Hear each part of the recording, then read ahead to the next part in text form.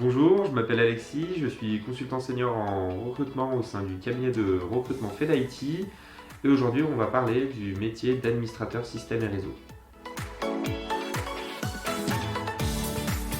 L'administrateur système et réseau, donc comme son nom l'indique, il est chargé d'administrer l'ensemble des infrastructures informatiques d'une entreprise.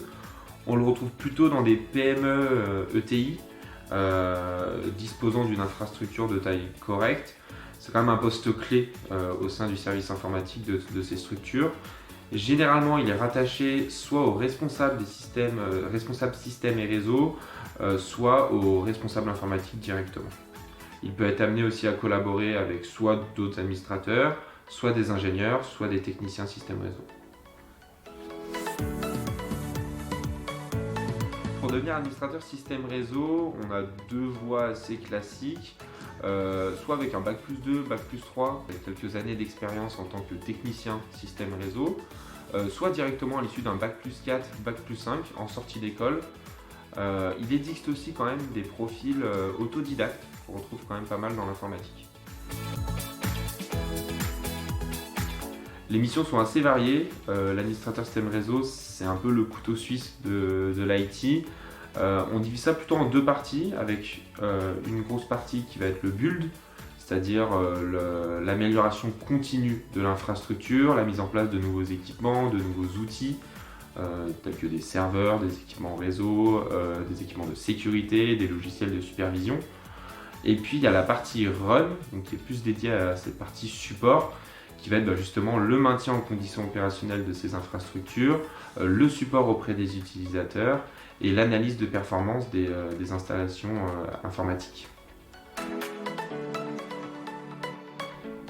En termes de compétences techniques, il faut bien évidemment avoir une maîtrise assez polyvalente de l'ensemble des éléments d'une infrastructure informatique, que ce soit en système d'exploitation, en équipement réseau, en logiciel de supervision, etc. Et puis après, côté plus soft skills, il faut évidemment faire preuve d'autonomie, de rigueur, avoir un vrai sens du service auprès des utilisateurs pour les former, pour les accompagner face à leurs problèmes au niveau informatique. Et puis avoir une bonne gestion du stress, typiquement dans le cas d'une panne générale du service informatique. Enfin, pour revenir dessus, des compétences en gestion de projet sont aussi vraiment appréciées dans le cadre justement des projets qui peuvent être amenés à gérer dans une structure. Ce que je peux donner comme conseil pour les candidats lors d'un entretien, c'est de donner pas mal de détails, pas mal d'éléments concrets sur l'environnement technique, sur les logiciels, sur les équipements sur lesquels il a pu travailler, sur les projets également.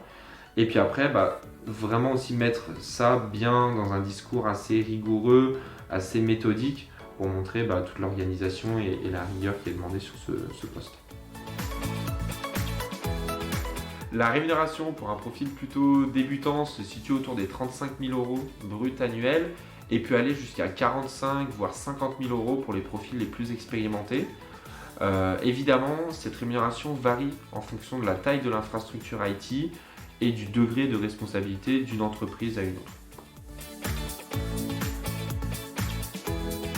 L'administrateur système réseau peut du coup, après quelques années d'expérience et de montée en compétences, évoluer soit sur la partie technique vers un poste d'ingénieur système réseau, soit évoluer vers du management avec l'encadrement d'autres administrateurs système réseau ou de techniciens système réseau.